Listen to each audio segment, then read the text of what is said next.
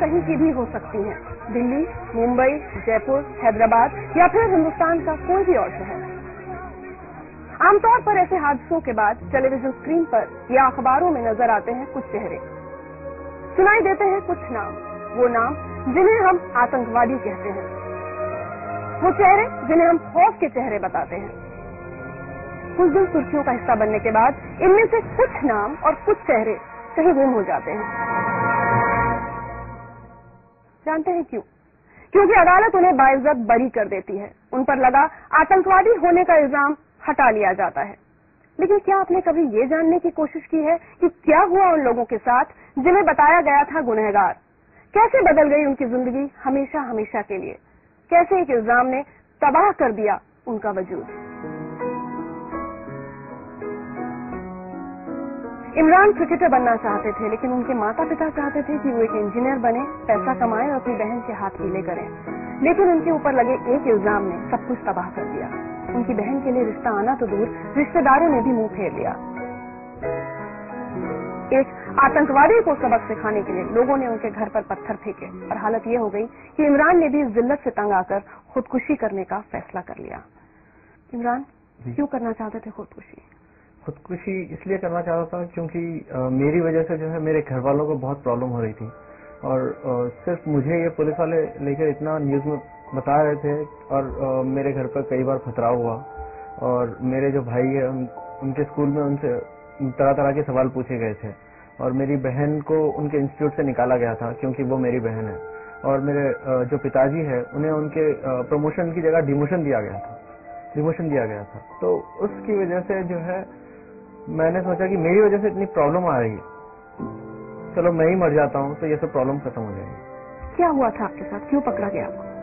मुझे इसलिए पकड़ा गया था कि मुझे बताया गया था कि आप जो है मक्का मस्जिद ब्लास्ट के जो मेन एक्यूज्ड है, मेन जो कॉन्स्पिरेटर है वो मैं ही हूँ, मुझे बताया गया था। मीडिया में उन्होंने ये बता दिया कि ये जो है इमरान जो है एक मक्का मस्जिद ब्लास्ट का एक्यूज्ड है और इसने ही ये मास्टरमाइंड है जिसने ये ब्लास्ट करवाया है।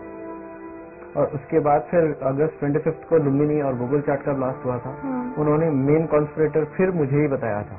तो उसके बाद में मुझे लेकर गए थे नार्को के लिए। जैसे ही वो नार्को टेस्ट कम्प्लीट हुआ, उसके नार्को टेस्ट जो है 5 या 6 बजे खत्म हो रहा है, उससे पहले ही 5 बजे रिपोर्ट आ रही है कंप्लीट न्यूज चैनल्स में कि इमरान ने हर चीज कबूल ली, इमरान ने हर चीज अपने ऊपर ले ली कि उसने ये सब करवाया है।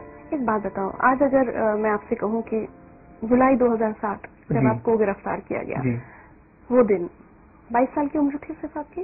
22 साल। एक आम लड़का क्या कर सकता है? क्या कर रहे थे आप उस दिन? कहाँ थे?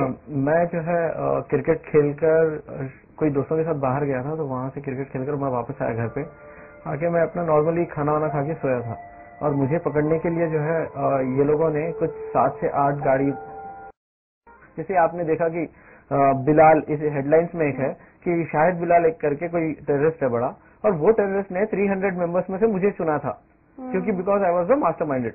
ये ऐसी बातें ये जो है लिख देते हैं, कोई बोल देता है ये लिख देते हैं, बट इसका आगे जो असर होगा वो कभी कभी नहीं सोचते ये लोग। अब मेरा केस एक्विटेड हो चुका है, एवरीथिंग इज फाइन नाउ। अब कोई मुझे पूछता तक नहीं है कि आपका जो प्रीवियस था इन्होंने क्यों आपके ऊपर रॉन्ग केस डाला था, क्यों क्या हुआ। कोई जाके कमिश्नर को ये नहीं पूछ रहा है कि क्यों भाई आपने क्यों पकड़ा था इमरान को, ऐसे रॉन्ग केस डाल के अगर छोड़ दोगे किसी को, किसी की लाइफ क्या होगी। कोई आज तक कोई कभी किसी को पूछा ही नहीं है। जैसे जैसे मेरे घर पे पुलिस वाले आते हैं, मेरे आजू बाजू वाले जो मुझसे बात करते हैं, कभी कभी अच्छी बात करते हैं, ये केस के बाद में कभी कभी जैसे अच्छी बात करते हैं वो भी बात करना छोड़ देते हैं वो लोग। जैसे ही पुलिस वालों को देखते हैं पूरा दरवाजे बंद आजू बाजू, और जैसे मैं इधर उधर देखता हूँ तो सब भाग जाते हैं। घर के बाजू शादी होती है मुझे नहीं बुलाते हैं, अगर मैं किसी के शादी में चले जाऊँ तो सब खाली, अगर कोई मस्जिद के पास नमाज पढ़ के सब लोग बाहर निकल रहे हैं, मैं अगर नमाज पढ़ के किसी को सलाम करूँ तो सब भाग जाते हैं। और ऐसा हो गया मैं ग्राउंड में अगर खेलने जाऊँ तो पूरी टीम बोल रहे हैं कि नहीं भाई बस आप बहुत अच्छे हो इमरान भाई, आप जाइए। एक बात बताओ, समझ सकते हैं तुम्हारे साथ क्या हुआ, मतलब 22 साल की उम्र में जिस लड़के ने इतना सब कुछ सहा, उसी वजह से तुम्हारे अंदर आज इतनी नफरत भर गई, इतना गुस्सा दिख रहा है मुझे। बेशक देखिए, अगर आप किसी को भी इनोसेंट को उठा के अगर आप टेररिस्ट बोल देंगे तो गुस्सा तो आएगा ही, बट मैं चाहता हूँ ये सब छोड़ दूं, मैं आगे बढ़ूं, कुछ ऐसा करूं, कुछ लाइफ में ये सब भूल जाऊं, मैं जाऊं और कुछ ऐसे काम करूं जैसे लोग मुझे पसंद करें, पहले जैसा पसंद करते थे। पहले मैं मेरे गली का जो है, मेरे एरिया का मैं हीरो था, क्योंकि मैं उन्हें मैचेस जिताता था। आज मुझे कोई मैच में लेता भी नहीं। पहले मैं जो है एरिया का मैं हीरो था, क्योंकि मैं हर शादी में नाचता था। अब मुझे पूछते हैं वो शादी में अगर जाऊं मैं तो वो शादी ही बंद हो जाए। बहन की शादी भी नहीं हो पा रही। बहन की शादी एक हो जाएगी, बस एक उम्मीद है। 18 महीने जेल में बिताए आपने? जी हाँ, 18 महीने। तुमको कुछ दिखाते नहीं रहते।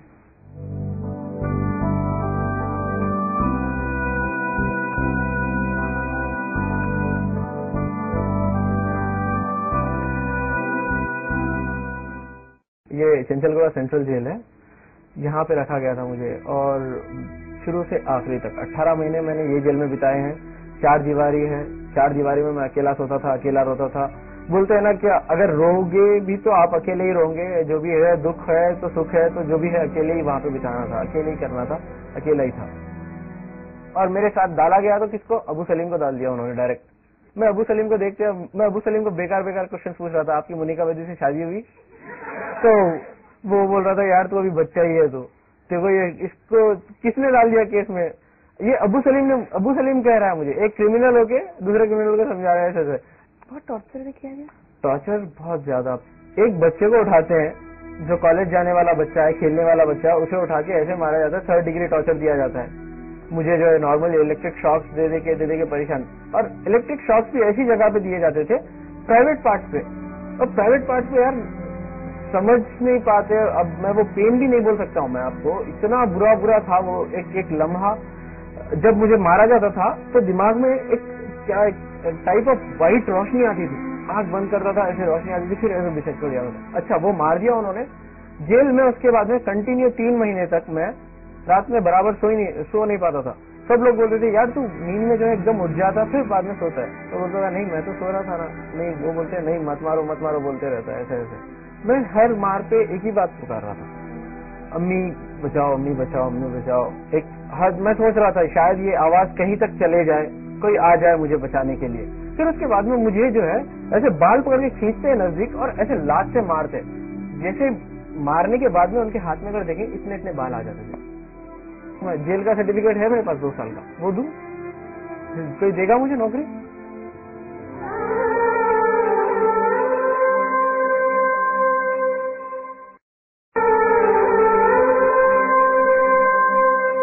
बहुत रोए हो जेल में? बहुत रोया हूँ। ये जेल में जो है आपको कैसे बताऊं, देखता था मैं दूसरे लोगों को जो रिहा होकर जाते थे, जिसकी बेल आ जाती थी, जिसके केस खत्म हो जाते थे, उनको देख के मुझे रोना आता था। और वो जो सलाखें वो साइकोलॉजिकली बहुत इफेक्ट करती है। और जब मेरे वालिद वालदा जो है आके रोते थे वहां पे जेल में, तो उन्हें देख के मुझे ऐसा होता था यार ये तोड़ूं और बाहर चले जाऊं, एक बार उनसे मिल लूं और वापस आ जाऊं। और सब में मेरे लाइफ का जो सब में बुरा दिन गया है लाइफ का, अब तक के अगर कोई पूछेगा कि सब में लाइफ का जो सब में बुरा दिन था, वो था जेल में ईद का दिन। ईद के दिन मैंने नॉर्मली पूरे लोगों को मैंने समझाया आप मत रोइए मत रोइए मत रोइए। बाद में मैं जेल में अपने बैरक में आता हूँ और मैं रोता हूँ, क्यों? मेरे माँ बाप से मैं दूर हूँ। एक बार तो क्या हो गया, किसी ने कह दिया कि मेरे माँ का डेथ हो गया ईद के दिन। अरे क्या यार, उस दिन तो सोचो आप कैसे, मैं कुछ समझ में नहीं पा रहा, मैं बात नहीं कर पा रहा हूँ, इधर जा रहा हूँ उधर जा रहा हूँ पागलों की तरह। जेलर को बोल रहा हूँ सर प्लीज एक फोन करने दीजिए। वो बोल रहे नहीं सर नहीं, हमारे पास जो है हम नहीं कर सकते, आप समझिए बात को, विल डू वन थिंग। वो ऐसे ऐसे करके फिर बाद में उन्होंने एक जो है शायद किसी से परमिशन ली, कोई बड़ों से बता करा कि ऐसे कुछ नहीं हुआ है मेरे घर पे। हेलो अस्सलाम वालेकुम पहचा। कभी ये हम लोग सोचते भी नहीं थे कि ऐसा इतना बड़ा हो जाएगा और आप वापस सही सलामत कर आएंगे।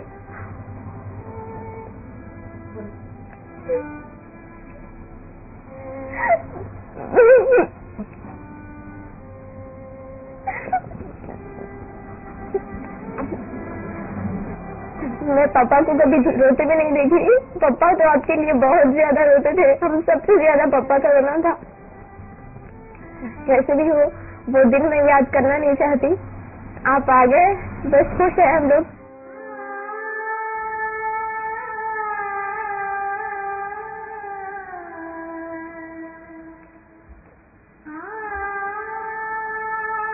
देखा आपने जैसे बोल रहे हैं, छोटे जो मेरा छोटा भाई है और बहन है, दोनों एक दूसरे की कभी बनती नहीं। और वो दोनों मेरे लिए एक हो गए। पढ़ाई छूट गई, अब पढ़ाई छूट इंजीनियरिंग गई, पूरी नहीं कर सकते। अब इंजीनियरिंग पूरी करना मैं चाहता भी हूँ तो ये वो मुझे कहते हैं कि we have to speak to the concern authorities. Suddenly उन्होंने हमें एक टेररिस्ट कह दिया, कोई हमारे से बात करने के लिए राजी नहीं है। हम कहीं अगर जाते हैं तो हमें अच्छा रिस्पॉन्स नहीं मिलता है, हम अगर आगे पढ़ना चाह रहे हैं तो हमें पढ़ने नहीं दिया जा रहा है। एक अच्छी मल्टीनेशनल कंपनी है, वहाँ पे ट्राई किया मैंने, तो they have asked me so what about your past 2 years। तो मैंने एक बार ऐसे बोल दिया कि sir I was working somewhere here and there. तो वो बोले नहीं, आप you will get the experience certificate from there. अब वहाँ पे एक्सपीरियंस सर्टिफिकेट कहाँ से लाऊं मैं? जेल का सर्टिफिकेट है मेरे पास 2 साल का, वो दूं? कोई देगा मुझे नौकरी? और एक बात ऐसी हो गई, मैं जैसे ही जेल से बाहर आया, अब लोग मेरे पास क्या फरियाद लेके आते हैं, बेटा आप जरा चलिए, हमारी जो है बेटी, जो हमारे दामाद है हमारी बेटी को बहुत मार रहे हैं, आप चलिए। मेरा बैकग्राउंड उन्होंने ऐसा बना दिया, एक गुंडा बना दिया, गुंडा टाइप ऑफ बैकग्राउंड बना दिया। You feel helpless? बहुत सारा हेल्पलेस ऐसा है, ये वर्ड ही जो है ना कुछ बोल ही नहीं सकते, वर्ड के मायने जो है वो सब खत्म हो गए। हाँ इमरान, मेरे बच्चे दुआ मांगे और तुम कहाँ है, खुश रहो। और यही दुआ है मेरी कि आप जो भी अपने से 2 साल में जो बीता है वो उसे भूल कर आगे बढ़ो। हर दिन मैं आपके लिए दुआ करती रही, हर नमाज में आपके लिए, हर टाइम टू टाइम, रात को होता रात को, दिन को रहते दिन को आपके यहाँ से दुआ करी। और ये भी सोची कि ना आप मेरे बच्चे को ये करे, एक ना एक दिन मेरा बच्चा आएगा, ये उम्मीद लेके मैं दुआ करती रही। संजय, अपने परिवार का ये सब दुख सुनकर ऐसा भी लगता है, अपने आप से कहा कि इमरान तुम्हारी वजह से सब ये हो रहा है, सब परेशान हो रहे हैं, कभी खुद से भी क्या? कभी नहीं, हर बार ऐसी होता है। हर बार जैसे 3 साल से कम्प्लीटली मैंने समझ लिया है कि ये सब चीज मेरी वजह से ही हो रही है और मैं इन्हें वो सुख दूंगा। मैं जितना मैंने उन्हें दुख दिया है, जितना मैंने वो दिया है, मैं अपने आप को, अगर मैं मर जाऊं, कट जाऊं, जल जाऊं या कुछ भी हो जाए, मेरा खून का आखिरी खतरा भी बच जाए, तो मैं वो दुख को हटा के वो सुख देने की कोशिश करूंगा ही करूंगा। इमरान, आज हम सिर्फ ये दुआ मांग सकते हैं कि अब तुम्हारी आंखों में भी कभी आंसू ना आए। तुम जिस तरह से अपने परिवार को खुश देखना चाहते हो, वो सारी खुशियां तुम उन्हें दे पाओ, तो अपनी पढ़ाई लिखाई दोबारा शुरू कर पाओ, जिंदगी में बहुत तरक्की करो और ये जो बुरे वक्त का साया तुम्हारे परिवार पर रहा है, ये वापस लौट करना है।